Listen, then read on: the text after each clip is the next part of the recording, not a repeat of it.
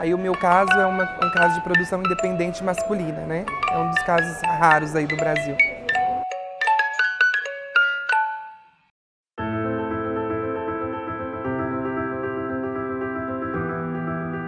Eu sempre tive vontade de ser pai, desde minha adolescência. Eu creio que por conta de eu não ter tido irmãos, ter sido filho único, eu acho que eu sempre quis mesmo ter uma criança em casa. Então, esse desejo de ser pai, ele aumentou muito depois que eu assumi minha orientação sexual, que foi dos meus 18 para os meus 19 anos, né? E aí, quando eu tinha mais ou menos 21 anos, a minha mãe engravidou naturalmente do meu pai. E com 7 meses de gestação, a minha irmãzinha, né, faleceu. Ela nasceu, porém faleceu com 7 dias de gestação. Ela nasceu de 7 meses e faleceu de 7 dias, né? E isso abalou muito a minha mãe, abalou a família toda, né? A mim também, porque era uma espera muito grande, né? A chegada dela. E minha mãe entrou em depressão, né? E eu vendo todo aquele sofrimento, aquela depressão, tudo aquilo que ela estava passando, né? Eu fui a principal pessoa que deu força para que ela tivesse um outro filho, né? Ela tentou durante 2 anos ter filhos de forma natural, né? Só que ela não conseguia mais por conta da idade, às vezes até o psicológico, né? Ela não conseguia mais. Ela já estava aí com 43 anos, mais ou menos. E aí, um amigo nosso, que é médico, indicou a Ceferp, né? E falou pra gente que aqui fazia um tratamento de reprodução humana, né? Foi onde eu conversei com a minha mãe. Na época, ela ainda disse pra mim, isso deve ser muito caro, eu acho que não compensa, a gente não vai poder ir. Eu falei, vamos, eu tô te incentivando aí, vamos, eu pago a consulta e a gente vê o que ele vai falar. A gente não pode tirar conclusões precipitadas, né? E foi onde nós procuramos a clínica.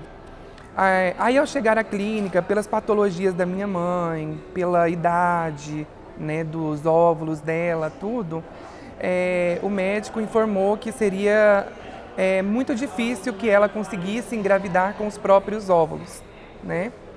Então, assim, nós voltamos para casa meio que arrasados, né?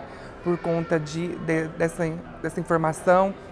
E aí foi onde que eu tive a ideia, como eu sempre quis ser pai, né? Eu tive a ideia de falar para ela de pedir para ela que ela fosse a minha barriga solidária. Assim realizaria um sonho dela, né, que é o de ser avó, e o meu sonho, que é de ser pai. Então a clínica pegou óvulos de uma doadora anônima, né, com o meu sêmen e gerou os embriões, transferiu para o útero da minha mãe.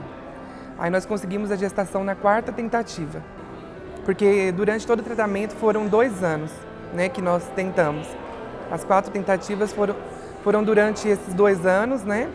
E entre essas tentativas tinha o endométrio da minha mãe, que era um endométrio muito difícil de engrossar.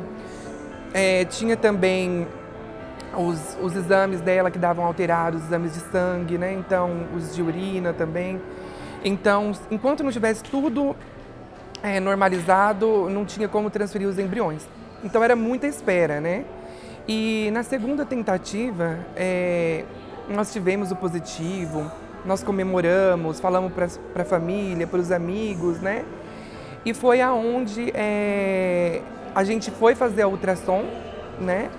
E deu uma gravidez anembrionada, que é uma gravidez em que tem o saco gestacional, o exame de sangue dá positivo, tudo, só que não tem o embrião dentro, né? Então isso me abalou muito, eu lembro que eu chorei demais, eu achei que meu sonho tinha ido por água abaixo, mas graças a Deus eu consegui depois.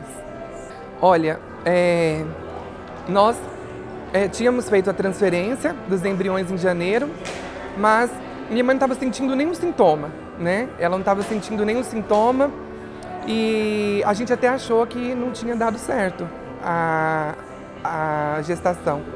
Aí, um dia, eu lembro que foi 14 dias depois que nós transferimos os embriões, nós resolvemos comprar um teste de farmácia, né? 14 dias não, né? Foi com 9 dias depois da transferência dos embriões, nós resolvemos comprar um teste de farmácia e nós fizemos e deu positivo. Na hora apareceu as 2 listrinhas lá, a coisa mais linda que existe, não esqueço até hoje. E aí eu e minha mãe, a gente se abraçou, nós choramos juntos. E aí a gente falou, dessa vez deu certo. E aí, quando nós fomos fazer a ultrassom, né? Aí a doutora Camila colocou lá o aparelho de ultrassom, né? E logo já identifiquei, assim que ela colocou o aparelho, já identifiquei que eram 2 sacos gestacionais. Aí eu mesmo gritei pra ela, eu falei, doutora Camila, são 2? Ela falou, isso mesmo, Marcela, você estragou a surpresa que eu ia te fazer. Bom, o que mais me emocionou durante o processo mesmo foi saber que eu seria pai de gêmeos, né?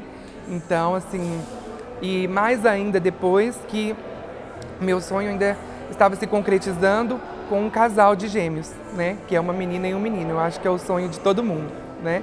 Então foi a coisa mais maravilhosa que existiu durante todo o processo. Acho que foi o nosso positivo, né? Foi saber que eram gêmeos e saber que era um casal. E aí quando os bebês nascerem, né? Como é uma produção independente masculina, um dos únicos casos no Brasil, né, de produção independente masculina, quando os bebês nascerem, eles serão registrados apenas em meu nome, né? Então eles terão lá a minha filiação como pai e mãe no registro de nascimento.